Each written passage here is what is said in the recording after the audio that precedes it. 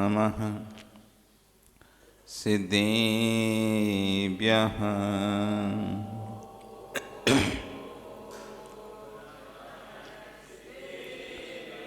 ॐ नमः सिद्धेभ्यः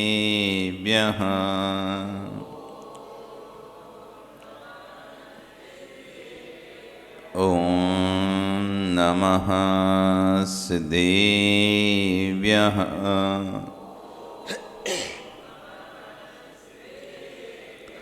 तेरी अड़िए खगड़ाए रुतारी मोहि सिर सिरेणि बिहो आयरी राओ पसियो परवादीण्यो भव्य जी लोए नमो हरिहंताणं नमो सिद्धाणं नमो आयरियाणं नमो वज्रायाणं नमो लोए सविसाहुणं। बोलिए अनंत अनंत से परमेष्टि भगवान की, आदि ब्रह्म आदिनाथ भगवान की, वर्तमान शासन महावीर भगवान की, आचार्य कुंद कुंदेव स्वामी महाराज की, आचार्य विश्व सागर जी महाराज की, अहिंसा में विश्व धर्म की। वर्तमान शासन न्यायिक वर्तमान स्वामी के शासन में तीर्थंकर प्रभु की चरण निश्रा में बैठकर हम सभी जिन देशना का श्रवण कर रहे हैं। कल यहाँ पर बताया था जो दान पूजा नहीं करता वो बहिरात्मा मिथ्या दृष्टि है और उसकी स्थिति पतंगे के समान है। उसकी दृष्टि पतंगे के समान कल कहा था। आज आचार्य भुन कह रहे हैं जो दान पूजा करता है वही सम्यक दृष्टि है। इस गाथा को आज बोलते हुए कह रहे हैं जिन्हें पूया मुनि दानम करे जो दे दि सत्तिरुवेण सम्माइठी सावे धम्मी सोहो दिमोख मग्रदो। जिन पूजा भगवान की पूजा मुनि दानम भगवान की पूजा मुनियों को दान जो करे दी जो करता है शक्ति रूपेण। यहाँ पर एक शब्द अच्छे दिया शक्ति रूप। आपके पास शक्ति है कीजिए शक्ति प्रमाण। जो कवियों ने जो दोहे लिखे श्लोक लिखे हैं वो कोई अपने बना के नहीं लिखे। जो आचार्यों ने गाथाएं लिखी हैं जो आचार्यों ने श्लोक लिखे थे उन्हीं श्लोकों का हिंदी रूपांतरण उन्होंने किया है। यहाँ क्या कह रहे हैं जिन पूजा मुनि दानम भगवान की पूजा मुनियों को जान जो करे दी सत्य रूपेण। जो शक्ति अनुसार अपनी मुनियों को दान भगवान की पूजा करता है क्या कह रहे हैं मोक्ष मग्र दो वह मोक्ष मार्ग में रथ कहलाता है। ऐसा सम्यक दृष्टि श्रावक। वही तो कहा था कीजिए शक्ति प्रमाण शक्ति बिना श्रद्धा धरे धान श्रद्धावान अजर अमर पद भोगते। अजर नहीं मोक्ष पद को भोगता है। तो कीजिए शक्ति प्रमाण। यदि हमारे पास शक्ति है हमारे पास सामर्थ्य है तो दान करना चाहिए। आवश्यकता और आसक्ति दो वस्तु होती हैं। आवश्यकता और आसक्ति। व्यक्ति की आवश्यकता कितनी है और आसक्ति कितनी है। हम जो धन का अर्जन कर रहे हैं वो आवश्यकता के अनुसार कर रहे हैं कि आसक्ति के अनुसार कर रहे हैं। जो धन का अर्जन हो रहा है वो आवश्यकता के अनुसार हो रहा है या आसक्ति के अनुसार हो रहा है ये निर्णय करना पड़ेगा। आवश्यकता तो थोड़ी है। विश्वास मानो जितना धन आप अर्जन करते हो उतनी आवश्यकता आपको नहीं है। जितना पैसा आप इकट्ठा करना चाहते हो उतनी आवश्यकता नहीं है। आवश्यकता पहले आवश्यकता व्यक्ति को होती है कार्य प्रारंभ करता है आवश्यकता की पूर्ति के बाद आसक्ति आने लगती है। जैसे कल हमने बताया ना व्यक्ति को कितनी थोड़ी सी जमीन की जरूरत है वो पूरी हो गई अब आसक्ति प्रारंभ हो गई। पहले हम सोचते हैं घर में हमारा पास घर ही हो जाए वो ही बहुत है, ना तो हमें कोई और घरों की, एक ही घर हो जाए पर्याप्त है। एक घर हो गया, रहने के लिए अच्छे से हो गया, अब लगता है एक घर और खरीद के पटक ले रहे, काम में आएगा फिर भविष्य में, रेट बढ़ जाएगा तो बेच देंगे, कर देंगे। आवश्यकता पहले एक ही मकान की थी हमको, दूसरे मकान की आवश्यकता थी नहीं हमको। एक ही मकान, किराए के मकान में रहते थे, इसलिए हमेशा भगवान से प्रार्थना करते थे एक मकान मिल जाए, एक घर का मकान हो जाए, कुछ नहीं चाहिए मुझे। और जैसी आवश्यकता पूरी हुई अब आसक्ति प्रारंभ हो गई। बगल में मकान बिक रहा है, सो वो खरीदना है, कहीं और जगह अच्छा दिख रहा है, सो खरीदना है। क्यों, रहना है क्या? नहीं, रहना नहीं है, लेके रखते हैं। अब आसक्तियां प्रारंभ हो गई। आवश्यकता आपको कभी भी दुर्गति में नहीं लेके जा सकती, आवश्यकता कभी भी दुर्गति में नहीं लेके जाती, आसक्ति दुर्गति में लेके जाती है। ये मत सोचना कि पैसा किसी के पास होगा वही दुर्गति में जाएगा, जिसके पास नहीं होगा वो दुर्गति में नहीं जाएगा। हो सकता है पैसा वाला सुगति में चला जाए और बिना पैसे वाला दुर्गति में चला जाए। ऐसा क्यों? ऐसा क्यों? पैसा वाला जो है वो अपनी आवश्यकता के अनुसार संचय कर रहा है, और जिसके पास नहीं है तब भी उसकी आसक्ति बनी हुई है। एक भिखारी है, उसके पास भी कुछ नहीं है, और एक मुनिराज है, उनके पास भी कुछ नहीं है। दोनों ही अपरिग्रही हैं क्या? दोनों ही अपरिग्रही कहलाएंगे क्या? मुनिराज के पास भी कुछ नहीं है, भिखारी के पास भी घर नहीं है, रहने का मकान नहीं है, तो क्या दोनों अपरिग्रही कहलाएंगे? क्यों? क्यों नहीं कहला रहे? दोनों के पास तो कुछ है ही नहीं है, सामने तो कुछ दिख ही नहीं रहा उसके पास परिग्रह, परिग्रह तो कुछ भी नहीं दिख रहा, लेकिन अंतरंग में आसक्ति है कि नहीं उसकी? भले सामने वस्तु ना हो, लेकिन अंतरंग में उसके प्रति मूर्छा बनी है। वे चाहता है 24 घंटे यही सोचता रहता है, कब मुझे धन मिल जाए, कब पैसा मिल जाए, मैं भी कब ऐसा अमीर बन जाऊं, मेरे पास भी कब ऐसी गाड़ी हो, बंगला हो, इस तरह का धन संपत्ति हो। 24 घंटे उसके अंदर मूर्छा चल रही है, आसक्ति चल रही है परिग्रह के प्रति। इसलिए कुछ नहीं होने के बाद भी उसकी दुर्गति हो रही है। और मुनिराज को कोई आवश्यकता ही नहीं है, आवश्यकता नहीं किसी वस्तु पर। जितनी आवश्यकता उनके लिए है उतना उनको मिलता है, उसके बाद उनकी किसी वस्तु पे एक स्थान मिल गया रहने के लिए, वो रुक गए। अब उन्हें कहीं न मठ खरीदना है न मकान खरीदना है। उनकी आवश्यकता थी, उनको रहने के लिए स्थान चाहिए था, स्थान मिल गया, आवश्यकता पूरी हो गई। अब किसी मठ मंदिर की उनको जरूरत नहीं कि अपना एक अलग से बनाएं, वहां पर रहना है। आपकी आवश्यकता पूरी हो रही है तो फिर अब दूसरी आसक्ति की जरूरत नहीं है। तो ऐसे ही हमें अपने धन पर देखना चाहिए कि हमारी आवश्यकता के अनुसार हम धन का संचय कर रहे हैं या आसक्ति से धन का संचय कर रहे हैं। यदि आसक्ति से धन का संचय कर रहे हो तो नियम से दुर्गति का प्राप्त होगे। क्योंकि कल अपन ने विषय छोड़ा था यथा मति तथा गति। कहाँ विषय था? यथा मति तथा गति। ध्यान से सुनो, आचार्यगण क्या कह रहे हैं, ध्यान से सुनो। मति को सुधारो, श्रीमती को नहीं, मति को सुधारो। गति सुधारना है तो मति को सुधारो।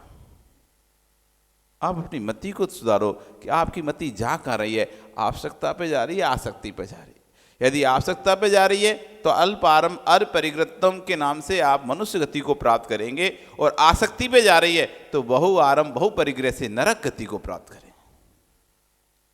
आपको कहाँ जाना है? साड़ियाँ आपके पास में घर में पर्याप्त हैं, आवश्यकता नहीं है, फिर भी कोई नई साड़ी दिख जाती है, वो भी खरीदना है। आप चाहें तो अपने घर में जितनी साड़ी उनसे अच्छे फंक्शन कर सकते हैं, लेकिन जब भी एक नई शादी आती है आपको एक नई साड़ी चाहिए होती है। जब भी कोई शादी होती है आपको नया कपड़ा चाहिए होता है। उस कपड़े से काम नहीं चलेगा आपका। क्यों? ये तो पिछली वाली शादी में पहन चुके हैं ना, अब क्या पहनेंगे? आसक्तियां बनी हुई हैं, अपनी वस्त्रों पे आसक्ति बनी है। अब ये नहीं चलेगा। क्यों नहीं चलेगा? खराब हो गया? नहीं, खराब नहीं हुआ, बेकार हो गया, बेकार नहीं हुआ, फैशन ओल्ड हो गया, नहीं फैशन भी ओल्ड नहीं हुआ, फिर पहन ली थी ना पिछली वाली शादी में, इसमें फोटो खिंच गया, ये खिंच गया। अब तो नई साड़ियाँ चाहिए हमको। इतनी साड़ियाँ रखी होने के बाद भी, इतने कपड़े रखे होने के बाद भी हम कहते हैं हमारे पास कुछ है ही नहीं पहनने, हम क्या पहने, हम क्या पहन के जाएंगे, हम क्या पहनेंगे साड़ी शादी में, सब तो अच्छे अच्छे पहनेंगे, हम क्या पहनेंगे। इतने रखे होने के बाद भी यदि वही साड़ी ये लोग तुमसे बिना पूछे पैक करके तुमको देना, तुम बड़े खुश हो जाओगे, अरे नई साड़ी लेके आए। तुम्हारे पास इतनी अच्छी अच्छी साड़ियाँ रखी हैं, यदि तुमसे छुपाकर उसी साड़ी को ये पैक करके तुमको कहें लो हम तुम्हारे लिए नई साड़ी लेके आए, तुम उसी को खुश होकर पहनोगे। लेकिन रखी हुई ना, आसक्ति बनी है, और आ जाए और आ जाए और आ जाए, इसलिए तुम्हें उसमें दिखाई नहीं दे रही अच्छी, क्योंकि तुम यदि अच्छी देख लोगे उसमें, फिर दूसरी नहीं खरीद पाओगे। दूसरी खरीदना है तो फिर ये तो कुछ सब बेकार है, दूसरी लाओ। तो हम आवश्यकता कितनी है और हमारी आसक्ति कितनी है। आवश्यकता के अनुसार धन को अपने पास रखो, और जो शेष धन है उसको दान पूजा में लगाओ। इसलिए आचार्य ने कहा धन के 4 हिस्से करो, अपने धन के 4 हिस्से करो। पहला हिस्सा स्वयं के लिए रखो, स्वयं की आवश्यकता के लिए रखो। दूसरा हिस्सा परिवार के लिए रखो, जो आपके आश्रित लोग हैं, आपके परिवार के आश्रित, आपके आश्रित जो परिवार है उनके भरण पोषण के लिए। तीसरा हिस्सा भविष्य के संचय के लिए, भविष्य में कोई भी दुख दर्द पीड़ा आती है, कोई भी कार्य करना उसके लिए। और चौथा हिस्सा आप दान के लिए अपना रखो। अपनी आजीविका का 4 हिस्सा करके 1 हिस्सा दान में दो।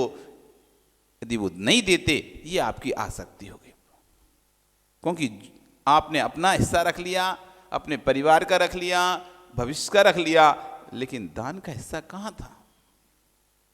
जो दान का हिस्सा था उस पर आपकी नीयत खराब हो गई, नहीं नहीं इतना दान क्यों करना है, ऐसा सोच के वो भी आप रख लिए, ये आसक्ति प्रारंभ हो गई। 3 तक आवश्यकता थी, 3 तक आवश्यकता थी। भोजन की आवश्यकता थी पेट भरने के लिए, भोजन चाहिए था पेट भरने के लिए। लेकिन अब तुम्हें आसक्ति आ गई, नहीं इसमें मीठा भी रखो, इसमें नमकीन भी रखो, इसमें ऐसा भी रखो, तभी खाएंगे, नहीं तो नहीं खाएंगे। भोजन के प्रति पहले जब खा ली, जब कुछ नहीं था तो भैया सूखी रोटी खा लेते थे, 2 सब्जी से ही खा लेते थे। अब ज़्यादा हो गया तो ये भी चाहिए, ये भी चाहिए, ये मतलब अपने घर में व्यक्ति 2 रोटी सूखी खा लेगा, वो भाई कोई जीवन में जाएगा ना, समाज में ये नहीं बनाया तुमने, पापड़ नहीं था, अचार नहीं रखा था, ये रखा नहीं था, मीठा नहीं था, नमकीन नहीं था, दुनिया भर की बातें कहेगा, खाया आएगा पेट भर के, और फिर भी आके बाहर कहेगा ये तो था ही नहीं। काय का जीवन। और घर में एक थाली आप देख लोगे, खाली थाली है, उसमें 1 रोटी रखिए और 1 ज़्यादा कटोरी में सब्जी होगी या 1 में दाल होगी, बस इससे ज़्यादा कुछ भी नहीं उसकी थाली में। और चुपचाप खा लेता है, चू भी नहीं करता है। ये आवश्यकता है। पेट भरना है ना, भूख लग रही है तो चुपचाप खा लेगा, और जब वो जीवन में जाएगा वो थाली उठाएगा, ये भी रख लो, ये भी रख लो, ये भी रख लो, ये भी और बाद में भले फिर छोड़ के फेंक के आ जाए जूठा। बहुत से लोगों की आदत होती है ज़्यादा भर लेते हैं, प्लेट में ज़्यादा सब्जी रख लेते हैं, ज़्यादा मीठा रख लेते हैं, ज़्यादा पूड़ी आदि सब कौन बार जाएगा, और आसक्ति से पता नहीं फिर मिला नहीं मिला, और थोड़ा सा खाएंगे तभी खांसी आ गई, अब खाने की इच्छा नहीं हो रही, अब क्या करें इसका, भर तो लिया था। धीरे से देखेगा, इधर किसी ने देखा, उधर किसी ने देखा, धीरे से थाली सरका देगा ऐसे नीचे। हाँ बिल्कुल, आप देखना कभी सीसीटीवी कैमरे लगा देना, जहां पर भोजन चले वहां पर विनोद जी सीसीटीवी कैमरे लगा दो, फिर देखो कौन धीरे से नीचे सरका, ऐसे सरकाता है जैसे कोई देख ना ले। हाँ ऐसे ही खड़ा हो जाएगा, अब उसे पता है अब तो खप तो है नहीं रहा, वो ज़्यादा ले लिया, अब ऐसे छोड़ूंगा तो लोग कहेंगे क्यों खाना छोड़ दिए, वेस्टेज छोड़ रहे हो, जूठन छोड़ रहे हो, लिया क्यों था। अब कोई देखे ना, कोई बेंच के नीचे का कपड़ा मपड़ा जहाँ रखा होगा धीरे से उसके नीचे भर देगा, कोई को दिखे ही ना। अब भले 3 दिन तक पड़ी रहे वो प्लेट, भले वो 3 दिन तक वो ऐसी जगह घुसाई ना उसने कि दिख नहीं रहा, सामने वाले ने ऊपर ऊपर भर के नहीं ले गया, सफाई करने वाला उधर उसने भी नहीं देखा, 3 दिन तक वो सड़ता रहा भोजन। कभी जब वो सफाई हुई वहां पर टेबल में हटी, तब निकला देखो ये प्लेट। लोग छोड़ते हैं, चाय ले लेती, कप में भर लेते हैं चाय, नहीं पीना, एक घुट पी, और कहीं भी सीढ़ी पे, कहीं भी जीने पे, कहीं भी अलमारी के, कहीं भी खिड़की के इधर साइड से रख के आ जाते हैं, उन्हें मतलब नहीं रहता। आसक्ति है, पहले ही थोड़ा लेना चाहिए था, पसंद आती तो और ले लेते। थोड़ा भोजन लेना चाहिए, भोजन में भी पहले थोड़ा भोजन करो, इसके बाद ही तो दूसरा करूंगा ना। और मेरे पुण्य में यदि है आगे का मीठा तो फिर मिल जाएगा, खत्म नहीं होगा। आदमी क्या सोचता है बाद में खत्म होगा, मिला नहीं तो पहले ही भर के रख लो अपनी थाली में। विश्वास रखो, मेरा भोगांतराय कर्म का क्षेपसम होगा, मेरा भोगांतराय कर्म का क्षेपसम होगा तो मुझे वस्तु वापस प्राप्त हो जाएगी, और नहीं है तो थाली में आई हुई वस्तु चली जाती। कहते ना, मुंह का ग्रास आदमी मुंह में लेते हुए रखना पड़ जाता है। थाली लगी, कभी कभी ऐसा होता है थाली लगी हुई है और आपका भोगांतराय कर्म का उदय है, तुरंत ही फोन आ गया, वो थाली रखी रखी ऐसी छोड़ के आपको उठना पड़ गया, वो बीमार है, जल्दी आओ तुरंत। अब इतना समय भी नहीं तुम खा सको, उसको अटैक आ गया, बीमार हो गया, वहीं थाली लगी हुई थी, पूरी थाली ऐसे कैसे छोड़ के आपको उठना पड़ गया। और कभी ऐसा होता है भोजन के कोई नियोग नहीं होते, अच्छा कोई मिल जाए, अरे भैया भोजन करके तो जाना पड़ेगा। सोच रहे थे आज तो भूखे ही रहने वाले हैं, आज तो भूखे ही रहेंगे, आज तो कुछ है ही नहीं है। लेकिन जब भोगांतराय कर्म का क्षोभसम होता है, एक बार आचार्य श्री एक स्थान पर जहाँ पर कि 60-60, 80-80 चौके लगते थे, तो वहाँ पर आहार के लिए निकलते थे। तो अब रोज तो सबके यहाँ हो नहीं सकता, एक ही चौके में होगा, अब कोई ना कोई तो खाली जाएगा। और कोई चौका ऐसा जो 30 दिन से खाली जा रहा है, कोई 20 दिन से खाली जा रहा है, कोई 80 चौके हैं तो 80 दिन में तो आएगा एक एक का नंबर, तो किसी का तो बिल्कुल आखिरी में आएगा। अब एक पंडित जी थे, उनका 30 दिन हो गया पूरा, कोई महाराज भी नहीं गए। आज अब 4 ही महाराज थे तो उस समय, और आचार्य सी तो कोई महाराज। अब 80 चौकों में कौन कहाँ पहुंच रहा है, कहाँ पहुंच रहा है, किसी का पुण्य था तो वहां रोज हार हो रहे थे, और नहीं है तो खाली जा रहा। अब 30 दिन से बेचारे पंडित जी के यहाँ पर आहार ही नहीं हो रहे, इतना कर्म का उदय, अब विधि नहीं मिला पाए। तो एक दिन आचार्य से सोचा, देखो तो इतना मेहनत कर रहा है जीव, इसके यहाँ हार नहीं हो रहे, चलो आज इसी की विधि ले रहे। क्या ले ले रहे? इसी की विधि ले रहे, इसी के यहाँ चले जाते हैं पड़गान करने। ये जो जहाँ खड़ा होगा वहीं पड़क जाएंगे, अब वो तो अपनी चौकी में खड़ा होगा, तो इसलिए उसी के यहाँ पड़क जाएंगे, यही विधि है आज की। इधर निकल गए आचार्य विधि लेके, उधर उसने सोचा अब रोज तो अपन खड़े होते हैं आते नहीं है, और हार भी नहीं दे पाते, इस चक्कर में हार भी नहीं कहीं दे पाते। एक काम करते हैं, आज गुरुजी के पीछे पीछे चलेंगे गुरुजी के पीछे पीछे चलेंगे, जहां उनका हार होगा वहां हार दे लेंगे।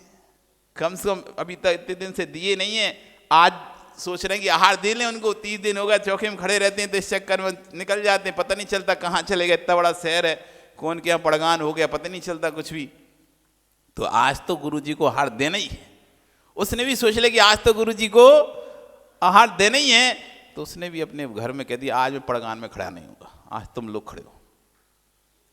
अब रोज तो 30 दिन से तो खड़े हैं, आ ही नहीं रहे, ठीक है अब और क्या है, आज तुम ही लोग खड़े हो जाओ, मैं तो गुरुजी के पीछे पीछे चलूंगा, और जहां उनका पड़गान होगा वहां हार दूंगा। अब भैया गुरुजी निकल पड़े, अब वो व्यक्ति तो दिखे नहीं उन्हें पूरा नगर घूम लिया, उसके घर के आगे से ही निकल गए, तब भी दिखाई नहीं देना। अब तो आचार्य सी सोच रहे क्या करें, पता चला वो तो पीछे चल रहा है, साथ में चल रहा है। अब विधि पीछे चल रही तो विधि, अब लोग में हल्ला, विधि नहीं मिल रही, विधि नहीं मिल रही, विधि नहीं मिल रही, आचार्य सी विधि नहीं मिल रही। तो आज समझ कि आज तो पास पक्का, क्यों विधि तो पीछे चल रही है। विधि मिले कहाँ से?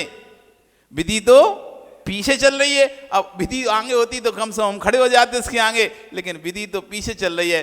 और वो भी सोचा कि आज तो मैं पक्का हार दे के रहूंगा आज खड़ा ही नहीं होऊंगा, आज तो पक्का हार दे के रहूंगा। अब सब पड़गान हो गया भैया, देख रहे हैं लेकिन आंचल से घूम रहे हैं, कोई विधि नहीं मिल रही।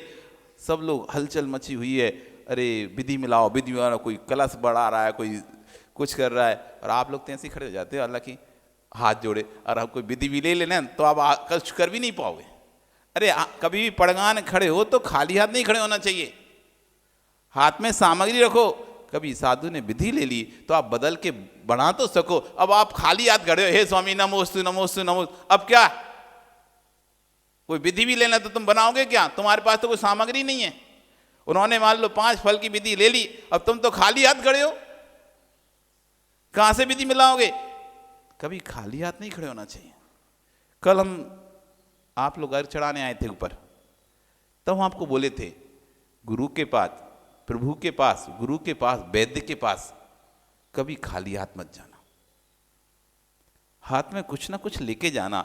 आचार्य गुण कहते हैं कि जब भी आप गुरु के पास, अपनी जेब में आप सामान पटके रहते हो, 2 बादाम रखे रहो, 4 बादाम जेब में पड़े रहो, अपने कपड़ों में रखे रहो। जब भी गुरु के पास जाएं, दोपहर में जा रहे, सुबह जा रहे, शाम जा रहे, कभी भी जा रहे, बादाम चढ़ा के वंदना कर लो, खाली हाथ मत जाओ। आप सोचे अब सुबह तो हम चावल चढ़ा ही दिए थे ना, अब दोपहर क्या लेके जाएंगे? चावल तो 24 घंटे डिब्बी तो हाथ में नहीं रखेंगे, तो क्या लेके जाएं? चावल से जेब भी खराब हो जाएगी, कहाँ पड़े रहेंगे, गिरेंगे। अपनी जेब में बादाम पटके रहो। जब भी भगवान के दर्शन करने आओ, जब भी गुरु के दर्शन करने आओ, खाली हाथ नहीं आओ। वैद्य के पास खाली हाथ जाओगे, वो इलाज नहीं करेगा तुम्हारा अच्छे से, फ्री का व्यक्ति है, चलो बाद में आना देखते हैं। प्रभु के पास खाली हाथ आओगे तो हमेशा खाली रहोगे, गुरु के पास खाली हाथ आओगे तो हमेशा रिक्त ही रहोगे। इसलिए अपना अपना द्रव्य चढ़ाना चाहिए। ये आप लोग एक दूसरे हाथ लगाते रहते ना एक प्लेट में रख के, बहुत गलत है, यहाँ की परंपरा बहुत गलत है। एक प्लेट में रख लिया और सब लोग हाथ लगाओ, भैया नहीं, पुण्य हाथ लगाने वाला नहीं चाहिए हमें। हमें जो पुण्य चाहिए मेरा स्वतंत्र चाहिए, उसके तो हाथ में है, उसका तो हाथ भर गया, हमारा तो हाथ खाली का खाली है। और हम आ किसके पास? 3 लोग के नाथ के पास जा रहे हैं, 3 लोग के नाथ की पूजा कर रहे हैं, खाली हाथ चढ़ा रहा है वो, हम बस हाथ लगाते जा रहे हैं। क्या इतने गरीब हैं, इतने हीन हैं, या द्रव्य नहीं लाए थे घर से कि दूसरे की द्रव्य से पूजा कर रहे जो तुम्हें हाथ लगाना पड़ रहा है? आदमी हाथ तब लगा जब उसके पास स्वयं के पास द्रव्य नहीं थी। भैया अपन दूसरे की अपन कैसे चढ़ा सकते हैं? भैया तुम्हारी तरफ तुम चढ़ाओ, हम तो अनुमोदना कर रहे हैं। जब तुम अपनी स्वयं द्रव्य लेके आते हो घर से, अपनी स्वयं द्रव्य लेके आते हो घर से, तो अपनी स्वतंत्र पूजा करना चाहिए, स्वतंत्र पूजा करना चाहिए। दूसरा अपने हिसाब से पूजा कर रहा है, तुम उसमें हाथ लगाए, वो स्वाहा स्वाहा जल्दी बोल दिया, तुम भी जल्दी जल्दी बोलना है। तुम यदि आराम से करना है, लेकिन नहीं, वो हाथ तो प्लेट पे लगानी है ना। जब तक तुम किताब का पेज खोलोगे, जब तक उसने नैवेद्य चढ़ा दी, और तुम भी चढ़ाते रहो। अपना द्रव्य, अपने भगवान, अपना अपन। मैं जब स्वयं द्रव्य लेके आया हूं, यदि वो बात अलग है, तुम इतने हीन हो या इतने गरीब हो, इतने दरिद्री हो कि अपनी द्रव्य अपने घर से एक डिब्बी में द्रव्य भी नहीं ला पा रहे हो, तो भैया ठीक है, करो, दरिद्रियों की पहचान है ये। दूसरों की द्रव्य से पूजा करना, दूसरों की द्रव्य चढ़ाना, ये भविष्य की दरिद्रता की पहचान है। जिसको भविष्य का दरिद्री होना हो, वो दूसरों की द्रव्य पर हाथ लगाए, और जिसको दरिद्री नहीं होना है भविष्य में, अपने घर से अपनी द्रव्य लेके आए।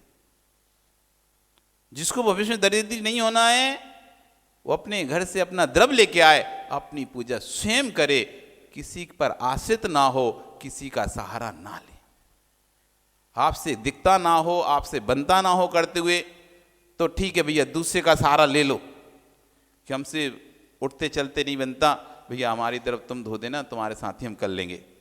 यदि आपके स्वयं के हाथ पैर चलते हों, आपकी इंद्रियां सक्षम हैं, और आपके घर में सामर्थ्य है एक डिब्बी द्रव्य लाने की, तो अपना द्रव्य लेके आओ। भले तुमने मंदिर के पुजारी में पैसा भी दे दिया हो, साल भर का पैसा देते हैं लोग, कई कई जगह आपके यहाँ भी देते होंगे कि साल भर का द्रव्य का पैसे तो यहीं से द्रव्य ले लेना। तो आपने भले अपनी पुजारी पूजा का द्रव्य का पैसा दे भी दिया हो साल भर का, तब भी अपनी द्रव्य लेके आओ। खाली हाथ नहीं जाऊंगा, हाथ में द्रव्य होगी। रास्ते में आप चल भी रहे होगे, कोई आपसे कुछ बात भी करेगा, वो द्रव्य, अरे भैया मंदिर जाना है, बाद में बात कर दो।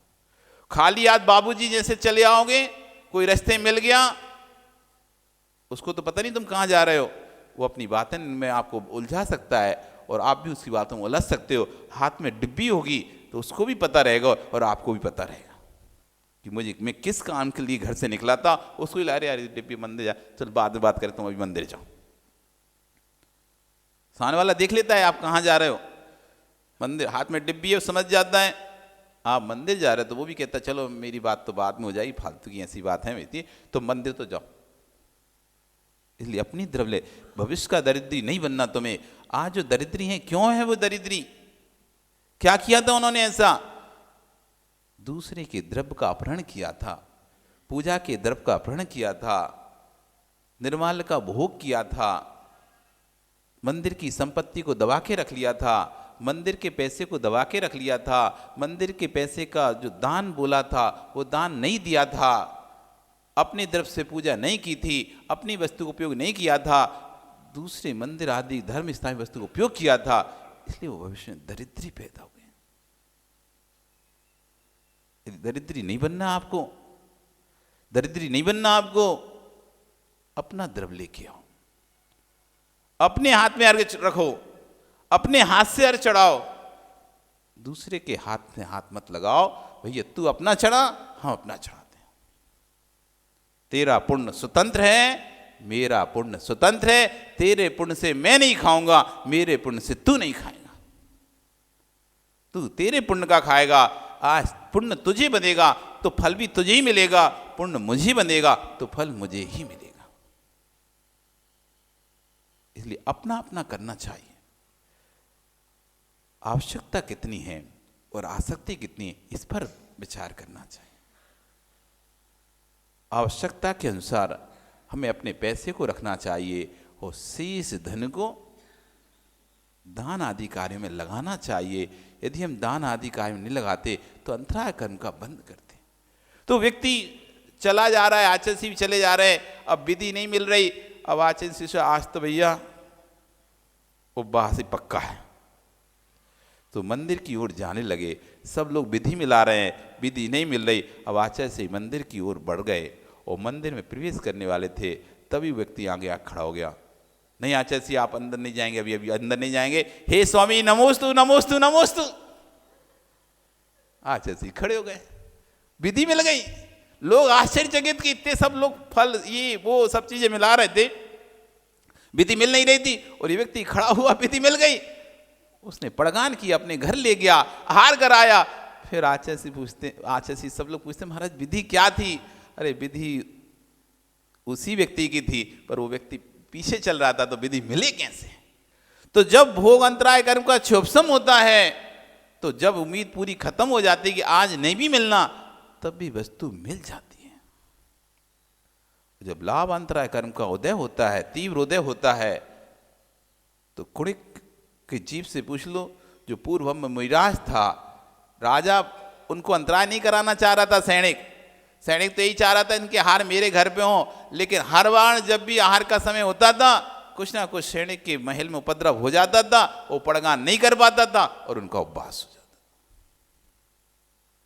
तो जब तीव्र लाभ अंतराय कर्म का उदय होता है, तो सामने वस्तु भी हमारे हाथ से निकल जाती है, और जब लाभांतराय कर्म का क्षोभसम होता है, निकली हुई वस्तु, कई बार ऐसा पैसा भी आपको मिलता है जो आप सोच चुके थे डूब गया, अब नहीं मिलने वाला। हमारे जीवन में जब घसते तो बहुत सारा ऐसा पैसा हम जो कि हम सोच चुके थे कि ये तो गया, डूब गया, अब नहीं देगा ये, लेकिन वो पैसा भी आ जाता था। और बहुत सारा ऐसा पैसा था, अरे इससे तो मिल ही जाएगा, ये तो दे देगा, और वो खा जाता था। तो जब हमारा स्वयं का पुण्य का उदय होता है, तो डूबा हुआ पैसा भी वापस मिल जाता है। सरकार से में गया हुआ पैसा भी वापस मिल जाता है। और जब पुण्य का उदय नहीं होता है तो आया हुआ धन संपत्ति भी चोरी हो जाती है। हम गिर जाते हैं, हमारे जेब से पैसे, बैग से पैसे गिर जाते हैं, बैग गिर जाता है, बैग चोरी हो जाता है, बैग छीन लेता है कोई व्यक्ति हमारा, वो पैसा किसी ना किसी माध्यम से निकल जाता है। जो हमारा दान का पैसा था, उस दान को पैसे को जो हमने दान ना देकर अपनी तिजोरी में भर लिया था, वो कोर्ट के माध्यम से कोर्ट केसों में चला जाएगा, कोई रेट पड़ जाएगी उसके माध्यम से पैसा निकल जाएगा, कोई घर में बीमार पड़ जाएगा आपके, उस बीमारी के माध्यम से पूरा पैसा निकल जाएगा। आप यदि दान नहीं देंगे, अपने जो आपका दान का हिस्सा है उससे उसका भी यदि आप भोग कर लेते हैं तो पैसा दूसरे माध्यम से फिर घर से बाहर निकलता है। इसलिए घर में आप चाहते हैं कि कभी बीमारी ना हो, कभी किसी प्रकार की दुख दर्द पीड़ा ना आए, किसी प्रकार की कोई विपत्ति संकट कष्ट ना आए, तो जो आपकी शक्ति रूपेण है, अपनी शक्ति यदि है उस वस्तु को देने की, तो बिल्कुल भी मत छुपाओ। आज आपका समय हो गया, कल फिर आओगे।